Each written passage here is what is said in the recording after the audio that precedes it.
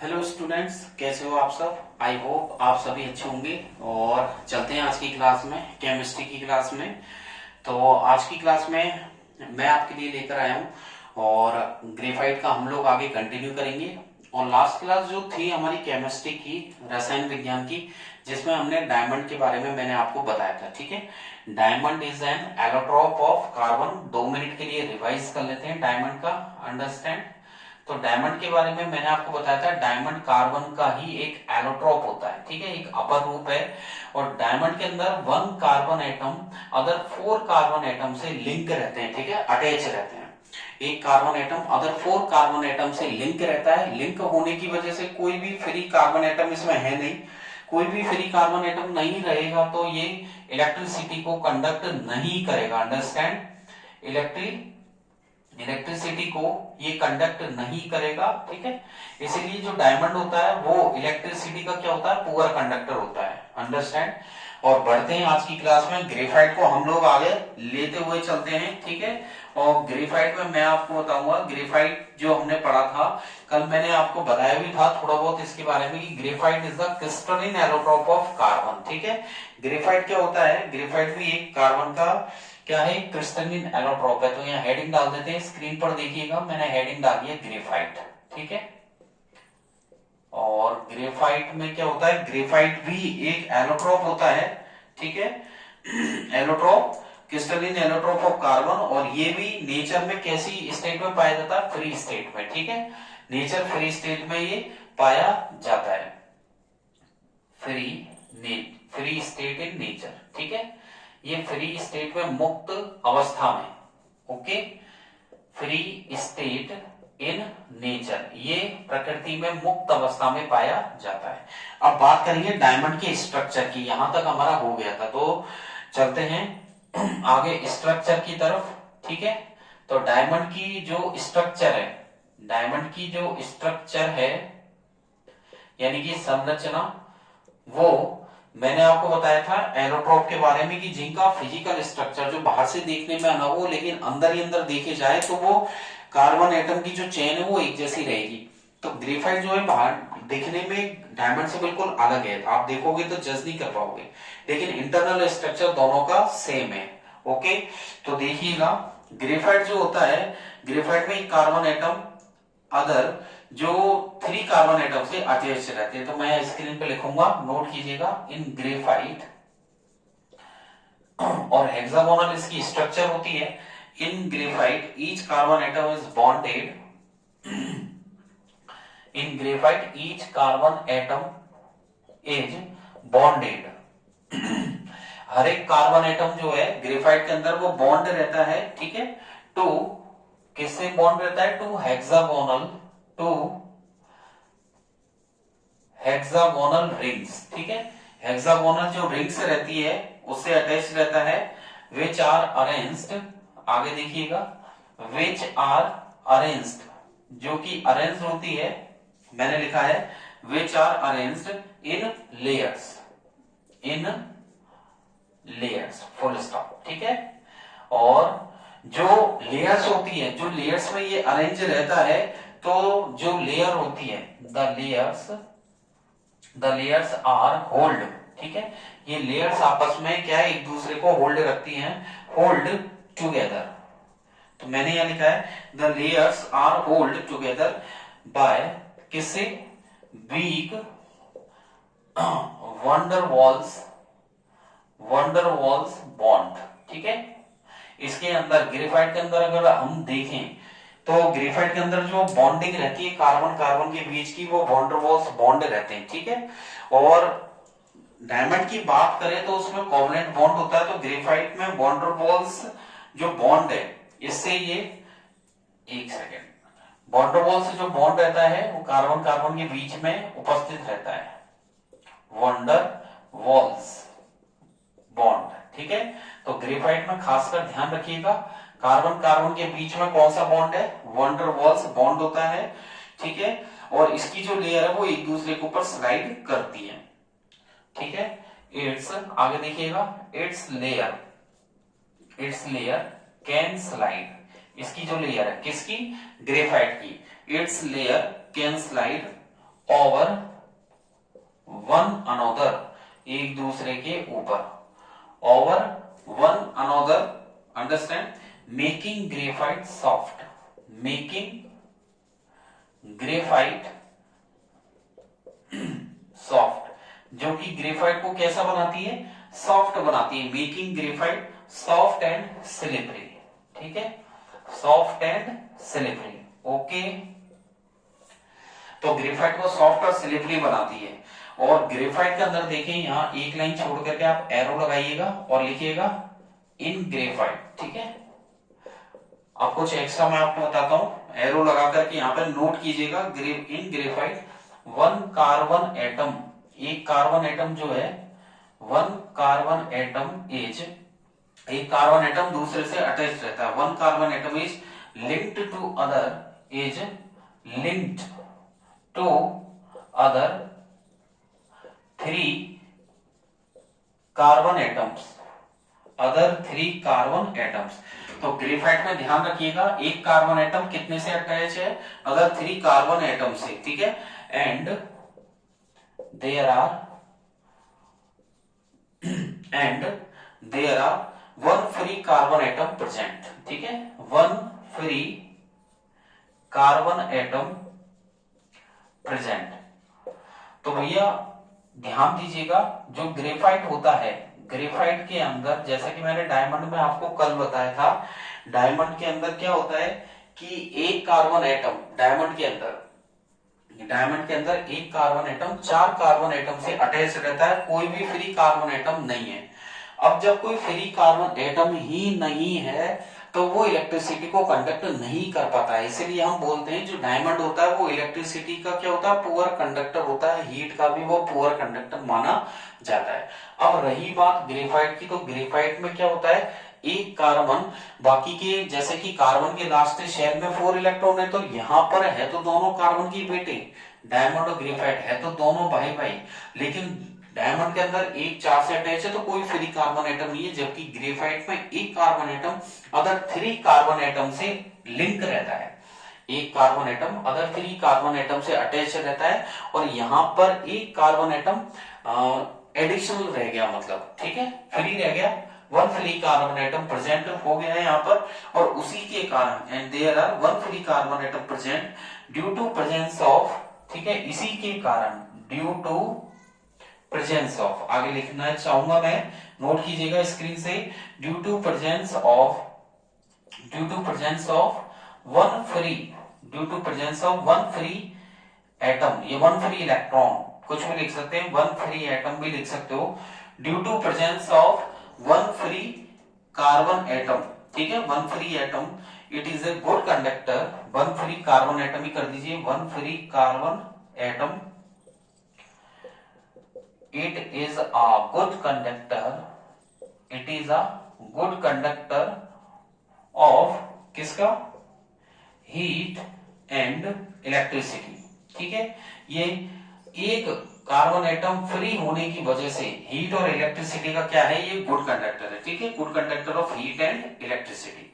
चलें आगे, यहां तक आपका हो चुका है। अब हम इसकी स्ट्रक्चर मैं आपको सिखाता हूं किस प्रकार से बनेगी, सिंपल है, कोई ज्यादा हार्ड नहीं है, ठीक है। तो देख लीजिएगा, इनको रिवाइज कर लीजिएगा, और खासकर हो सकता है इस सब बोर्ड में डायमंड का बन रहा है चांसेस, डायमंड का आ जाए, ग्रेफाइट का आ जाए, ठीक है। तो डायमंड या ग्रेफाइट में से आएगा, फोल्डरिंग के आने के चांसेस 90%, 95% तक नहीं है, ठीक है। तो डायमंड और ग्रेफाइट को अच्छे से कर लीजिएगा। तो देख लीजिएगा, मैं यहाँ पर बनाने जा रहा हूँ ग्रेफाइट, इसको हम थोड़ा हॉरिजॉन्टली बनाएंगे, ठीक है। तो यहाँ पर देखिएगा, सबसे पहले आपको क्या करना है, हॉरिजॉन्टली यहाँ पर बनाएंगे, तो यहाँ से स्टार्ट करते हैं हम लोग, अंडरस्टैंड, इस तरीके से बनाइएगा मेरे साथ साथ, ठीक है। ज्यादा बड़ा भी नहीं बनाना है और ज्यादा छोटा भी आपको यहाँ पर ड्रॉ नहीं करना है, अंडरस्टैंड, इस तरीके से आप लोग यहाँ पर बना दीजिए, ठीक है। इसके बाद इसको आगे की तरफ हम लोग बढ़ा सकते हैं, ठीक है। अब देख लीजिएगा मैंने कैसे बनाया है, इसको मैंने हॉरिजॉन्टल बनाया है, तो एक कार्बन एटम इसको डार्क कर दिया है, जैसे पहले डायमंड में बनाया था, इसको सीधा आप लोग यहाँ पर, और इसको थोड़ा सा, इस कार्बन एटम को मैंने थोड़ा सा आगे कर दिया है। अब इसको इससे हम लिंक करेंगे, ठीक है, तो देख लीजिएगा, इसको इससे हम लिंक करेंगे, ये हो गया लिंक, ठीक है। ऐसे ही ऊपर की तरफ हम लोग बढ़ा देते हैं, इसको हम लोग बढ़ा देंगे आगे की तरफ, ये हो गया, ठीक है।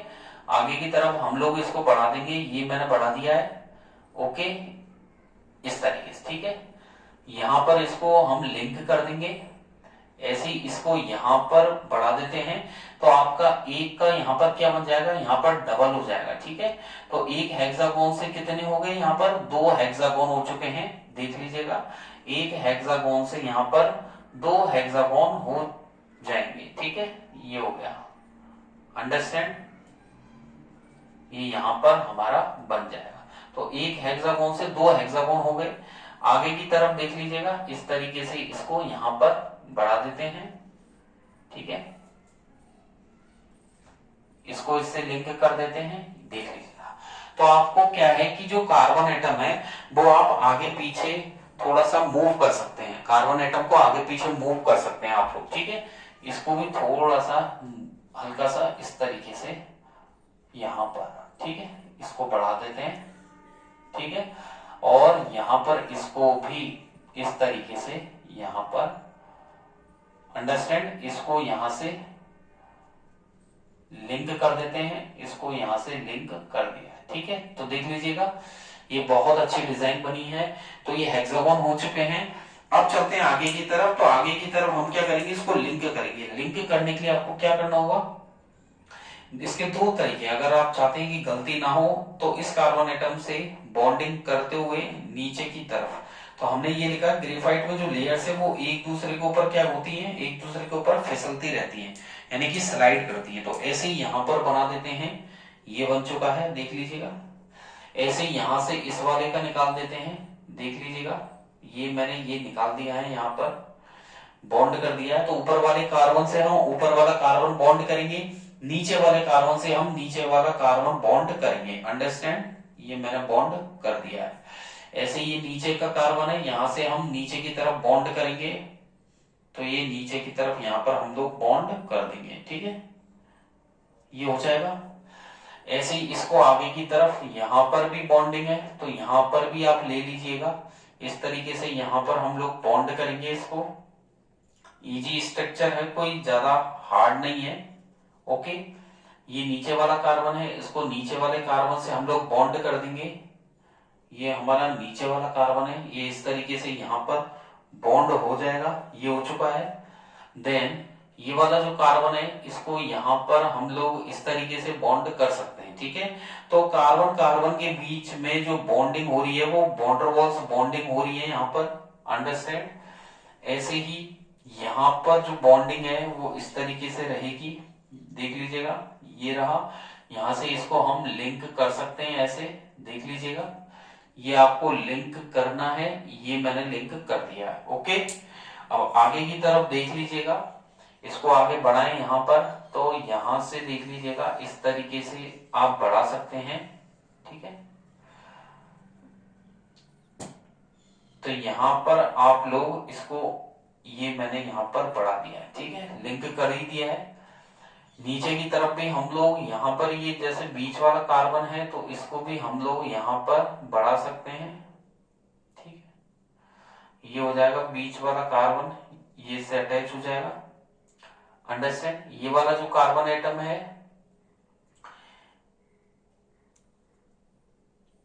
इससे हम इसको अटैच कर देंगे, ठीक है, ओके। ऐसे ही यहां पर भी जो नीचे वाला कार्बन एटम है, इससे हम लोग इसको अटैच कर देंगे, ओके, ये हो गया अटैच यहां पर। ऐसे ही ये वाला जो कार्बन एटम है, इसको आप नीचे तक अटैच कर सकते हो, यहाँ पर बॉन्डिंग दिखा सकते हैं हम लोग, ये मैंने दिखा दी है बॉन्डिंग, देख लीजिएगा, क्लियर, यहाँ पर दिख रहा है। और ऐसे ही ये जो बीच वाला कार्बन है, इससे भी हम लोग यहाँ पर बॉन्डिंग, जो मिडिल वाला कार्बन है, ये बॉन्डिंग कर सकते हैं, अंडरस्टैंड, ये हो गई बॉन्डिंग, ओके, अंडरस्टैंड। ज्यादा कोई हार्ड एंड फास्ट नहीं है, इजी है। ये वाला जो कार्बन है, ये वाला कार्बन, इस तरीके से हम यहां पर इसको दिखा सकते हैं नीचे वाले से, ये मैंने दिखा दिया है, अंडरस्टैंड। और ये वाला जो मिडिल वाला कार्बन है इसको हम लोग आगे बढ़ा देंगे। इस तरीके से आप लोग यहाँ पर इसको अटैच कर सकते हो, ठीक है। ये हो गया, यहाँ पर मिल जाएगा। और ये वाला जो है इसको बॉन्डिंग करते हुए यहाँ नीचे तक हम लोग यहाँ तक बढ़ा दिया है, तो इसको इससे अटैच करना है। देन इस वाले कार्बन को यहाँ से, ठीक है, इस वाले कार्बन को यहाँ अटैच कर लिया है। देन इस वाले कार्बन को यहाँ पर इससे मिला देंगे, ठीक है। ये हो चुका है हेक्सागोन 1 2 3 4 5 6, 1 2 3 4 5 6। ये यहाँ पर बन चुकी है हमारी ग्रेफाइट की स्ट्रक्चर, और काफी इजी है। ये जो लेंथ है यहाँ पर कौन सी वाली, इस कार्बन एटम से नीचे वाले कार्बन की, वो है 340 पिकोमीटर। वो कितनी है, 340 पिकोमीटर है। तो ये कार्बन कार्बन के बीच की लेंथ हो गई। यहाँ की जो लेंथ रहेगी ये वाली, ये रहेगी 1.41 एंगस्ट्रॉन। कितनी रहेगी, 1.41। ये वाली जो लेंथ रहेगी वो 1.41 एंगस्ट्रॉन रहेगी। अंडरस्टैंड। तो मतलब अगर ये इस वाली लेंथ की बात करें, चौड़ाई की बात करें हम लोग, ठीक है, विड्थ की बात करें, तो 1.41 एंगस्ट्रॉन है, जो कि क्या है, वर्टिकली, हॉरिजॉन्टली। और वर्टिकली अगर लेंथ की बात करें, ऊपर वाली लेयर का कार्बन और नीचे वाली लेयर का कार्बन, तो उसके बीच में 340 पिकोमीटर का गैप रहता है, ठीक है। अच्छे से अपने दिमाग में इसको बैठा लीजिए, ठीक है। और यहाँ पर जो, यहाँ पर मैंने ए डॉट लिखा है, यहाँ पर दिख रहा है आपको ए डॉट, और यहाँ पर भी स्क्रीन पर लिखा है, इसका मतलब है एंगस्ट्रॉन, ठीक है। एंगस्ट्रॉन ये क्या है, बॉन्ड लेंथ की यूनिट होती है। किसकी यूनिट है ये, बॉन्ड लेंथ, ठीक है। यानी कि एक तो लंबाई होती है, डिस्टेंस को हम मीटर में लेते हैं, डिस्प्लेसमेंट को, ऐसे यहाँ पर भी बॉन्ड लेंथ की ये एक डिस्टेंस होती है। ओके, अब हम पढ़ने जा रहे हैं, इस स्ट्रक्चर को दिमाग में बिल्कुल फिट कर लीजिए। ओके, कि किस कार्बन को किससे अटैच करना है। ये वाला कार्बन इससे बॉन्ड रहेगा, ये वाला कार्बन इससे बॉन्ड रहेगा। अंडरस्टैंड, ये वाला इस वाले से बॉन्ड रहेगा। तो जो ऊपर के कार्बन आपको दिख रहे हैं वो ऊपर वाले कार्बन से बॉन्डेड रहेंगे, और नीचे वाले जो कार्बन दिख रहे हैं आपको, कार्बन एटम, वो नीचे वाले कार्बन एटम से बॉन्ड रहेंगे। साइड वाला इससे अटैच है, ये वाला इससे लिंक है। तो कुल मिला के आपको जो कार्बन एटम ऊपर है उसी कार्बन एटम से बॉन्ड करते हुए नीचे की तरफ आपको दिखाना है। अंडरस्टैंड। आगे की तरफ चलते हैं, और मैं आपको अब बताने वाला हूँ यूजेस ऑफ ग्रेफाइट। ग्रेफाइट जो एक सिलिकरी नेचर का होता है, ठीक है, इसका नेचर एक सिलिकरी नेचर का होता है। इसका यूज कंडक्टर्स में करते हैं, ठीक है। और जो ग्लासेज हैं उनको भी इसको रब करने में, उनको थोड़ा सा पॉलिश करने में भी इसका यूज किया जाता है, ठीक है। अंडरस्टैंड। तो देख लीजिएगा, मैं यहाँ पर हेडिंग डालने वाला हूँ यूजेज ऑफ ग्रेफाइट। तो मैंने यहाँ पर डाला है यूजेज ऑफ ग्रेफाइट, ठीक है। यानी कि ग्रेफाइट के उपयोग। ग्रेफाइट के उपयोग बड़े इजी हैं, कोई ज्यादा नहीं है। दो उपयोग आपको याद रखने। इसका यूज जो इलेक्ट्रोड्स बनाने में किया जाता है। तो फर्स्ट है, it is used to make electrodes, ठीक है। जो छड़ होती है, जो हमारे किसमें काम में आती है, ये हमारे प्रैक्टिकल्स में, यानी कि क्या बोलते हैं, इलेक्ट्रिसिटी फ्लो करने के काम में आती है, ठीक है। किसके लिए, फॉर इलेक्ट्रोलाइटिक सेल्स, ठीक है। तो मैंने यहां लिखा है, it is use to make electrodes for electrolytic cells due to presence of, क्यों करते हैं, ड्यू टू प्रेजेंस ऑफ, क्योंकि इसमें मैंने आपको बताया था एक इलेक्ट्रॉन फ्री रहता है, due to presence of free electrons, ठीक है। तो मैंने यहां लिखा है, it is use to make electrodes, ठीक है, for electrolytic cell due to presence of free electron, free electron, जिसके कारण क्या होगा, जो इसको क्या बनाता है, विच मेक्स, ठीक है, it is which makes it is a good conductor, ठीक है, good conductor of heat and electricity, ठीक है, जो इसे इलेक्ट्रिसिटी का गुड कंडक्टर बना देता है। अंडरस्टैंड। ओके, तो यहां पर good conductor of heat, heat को यहां से हटा देते हैं, it is a good conductor. तो आप जो गुड कंडक्टर यहां पर अच्छा सुचालक है वो इलेक्ट्रिसिटी का, क्योंकि यहाँ हीट से अभी कोई काम नहीं है, तो इलेक्ट्रिसिटी का जो एक इलेक्ट्रॉन होने के कारण ये अच्छी इलेक्ट्रिसिटी, यानी कि इलेक्ट्रिसिटी का गुड कंडक्टर है ये, ठीक है। नेक्स्ट जो यूज है इसका, ये सॉफ्ट होता है तो ड्यू टू इट्स सॉफ्टनेस बोल सकते हैं, या due to its soft and slippery nature. इसका सॉफ्ट एंड स्लिपरी नेचर होने की वजह से, due to its soft and slippery nature, इसका सॉफ्ट एंड स्लिपरी नेचर होने की वजह से इसका लुब्रिकेंट्स के तौर पे काम में आता है। It is used as lubricants, ठीक है, it is used as lubricants, ठीक है। लुब्रिकेंट्स को हम बोल सकते हैं स्नेहक पदार्थ, क्या बोल सकते हैं, स्नेहक पदार्थ, यानी कि जो मशीनों में, जैसे मशीन नहीं चल रही हमारी, सिलाई मशीन हो, कोई भी हो, तो हम ऑयल डालते हैं, तो वो एक तरीके से लुब्रिकेंट्स हो जाते हैं। किसके लिए काम में आते हैं, फॉर मशीन्स, इन्हें मशीन्स में काम में लिया जाता है, अंडरस्टैंड। और हमारा जो तीसरा यूज रहेगा वो है मॉडरेट स्पीड मूविंग न्यूट्रॉन्स के लिए इसका किया जाता है। It is also used to, ठीक है, इसका जो यूज किया जाता है वो मॉडरेट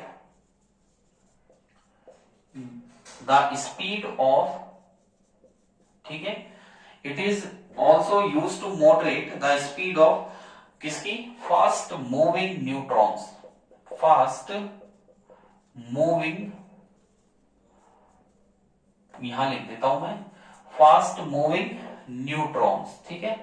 जो बड़ी बड़ी भट्टियां होती हैं उनमें जो इलेक्ट्रिसिटी प्रोड्यूस करने में, या न्यूक्लियर रिएक्टर की बात करें, ठीक है, न्यूक्लियर रिएक्टर में न्यूट्रॉन्स के मूवमेंट के लिए जरूरी होता है, ठीक है। न्यूक्लियर रिएक्टर जो परमाणु भट्टी होती है उनमें ग्रेफाइट का यूज करते हैं, उनमें भट्टी को घुमाने के लिए न्यूट्रॉन्स जो होती है, तो न्यूट्रॉन्स के बल पर वो घूमती है, न्यूट्रॉन्स के बेस पर, तो न्यूट्रॉन्स को भी घुमाने के लिए ग्रेफाइट का यूज किया जाता है, क्योंकि ये मॉडरेट इसकी स्पीड को कंट्रोल करने के लिए भी इसका यूज किया जाता है, ठीक है।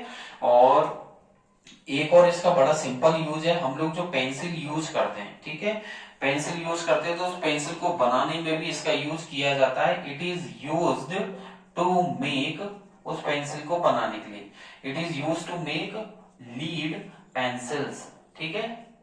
तो जो पेंसिल्स की लीड है उसको बनाने में भी इसका यूज किया जाता है, ठीक है। तो ये ग्रेफाइट की यूज है, मैंने फोर आपको यूज बताए, उपयोग बताए ग्रेफाइट के, आप कोई भी दो उपयोग जरूर कर लीजिएगा क्योंकि ये 2 नंबर में आने वाला क्वेश्चन है, ठीक है। तो 2 नंबर आपको देखे जाएगा। आज की क्लास में हम लोग इतना ही करेंगे। नेक्स्ट क्लास में मैं आपको ये बताऊंगा कि डायमंड पुअर कंडक्टर क्यों है और ग्रेफाइट गुड कंडक्टर क्यों होता है। तो हमारा जो नेक्स्ट क्लास की जो टॉपिक रहेंगे वो रहेंगे, एक तो डायमंड जो है, ठीक है, डायमंड पुअर कंडक्टर क्यों होता है इलेक्ट्रिसिटी का, और जो ग्रेफाइट है, ठीक है, ग्रेफाइट जो है वो इलेक्ट्रिसिटी का गुड कंडक्टर क्यों होता है। एक तो ये क्वेश्चन आपके रहेगा, इसका जवाब मैं दूंगा, आपको नोट करवाऊंगा। देन आपको कुछ मैं फुलरेन के बारे में भी बहुत कुछ, नेक्स्ट फुलरेन के बारे में भी मैं आपको बहुत सारी डिटेल में जानकारी दूंगा, ठीक है। तो नेक्स्ट क्लास के हमारे टॉपिक क्या रहेंगे, एक तो हमारा टॉपिक रहेगा फुलरेन, फुलरेन का स्ट्रक्चर कैसा होता है, किसने खोज की थी, बकमिस्टर फुलर ने की थी, कब की थी, क्या उपयोग है, कैसे बनाया जाता है। देन डायमंड पुअर कंडक्टर क्यों है और ग्रेफाइट गुड कंडक्टर इलेक्ट्रिसिटी का क्यों होता है, ये हमारे नेक्स्ट क्लास के टॉपिक रहेंगे, ठीक है। धीरे धीरे हम आगे की तरफ भी बढ़ते जाएंगे, ठीक है। स्ट्रक्चर में फुलरेन का बताऊंगा आपको, और इसके बाद वर्सेटाइल नेचर ऑफ कार्बन भी मैं आपको पढ़ाऊंगा, ठीक है। यानी कि जो इसका कार्बन है, इसका नेचर है वर्सेटाइल नेचर है, स्थिर इसकी प्रकृति है, उसके बारे में मैं आपको नेक्स्ट क्लास में क्लियर करूंगा। आज की क्लास में इतना ही, और आज की क्लास आपको अच्छी लगी हो तो लाइक और सब्सक्राइब कीजिएगा, और ज्यादा से ज्यादा अपने ग्रुप्स में और अपने फ्रेंड्स को शेयर कीजिएगा, ठीक है। और कोई भी क्वेश्चन हो, डाउट हो तो यू कैन आस्क मी, ठीक है, by the using in the type your questions and your doubts, your queries in the comment box, ठीक है। कमेंट बॉक्स में टाइप कीजिए, प्रॉपर क्वेश्चन आपको वहां से जवाब मिलेंगे। डिस्क्रिप्शन में RG sir ocean of science की लिंक दी हुई है, उस पर क्लिक करके मेरे टेलीग्राम पेज को ज्वाइन कीजिए, वहां से डिटेल में भी आप लोग नोट कर सकते हैं, कॉपीज में याद कर सकते हैं, ठीक है। फिर भी कोई डाउट हो आप क्लियर कर सकते हैं। अल्टरनेट क्लासेस चल रही हैं, आज की आपकी जो केमिस्ट्री की क्लास है, नेक्स्ट आपकी फिजिक्स की रहेगी, वहां भी हमारा जो इलेक्ट्रिसिटी चैप्टर स्टार्ट हो चुका है पोटेंशियल डिफरेंस का, वहां भी करने वाले हैं। तो अल्टरनेट क्लासेस लेते रहें, पढ़ते रहें और बहुत ज्यादा से ज्यादा अपनी स्टडी को टाइम दीजिए आप, ठीक है, क्योंकि लास्ट चल रहा है और इसमें कुछ करना है अपन को, नंबर बहुत ज्यादा बटोरने होंगे, तो इसके लिए ज्यादा से ज्यादा सेटिंग दीजिए। और कोई भी क्वेश्चन हो आप लोग पूछ सकते हैं, ठीक है, मैसेजेस के थ्रू भी और कमेंट बॉक्स में टाइप करके भी आप लोग अपने डाउट्स को क्लियर कर सकते हैं। तो आज की क्लास आपको आरजी सर की बहुत अच्छी लगी हो तो लाइक और सब्सक्राइब जरूर कीजिएगा, बेल आइकन पर क्लिक कर दीजिएगा। इससे क्या होगा कि मेरी जो अपडेट्स है, जब भी मेरी क्लासेस मैं लेता हूं, अल्टरनेट जब भी लूंगा, तो आपके पास नोटिफिकेशन पहुंच जाएगा, जिससे जिससे ये टेंशन नहीं रहेगी कि सर कब क्लास लेने वाले हैं, कितने दिन बाद या कब आएगी, ठीक है। तो आज की क्लास में इतना ही। थैंक यू, बाय बाय, और पढ़ते रहें, स्टडी करते रहें। Thank you.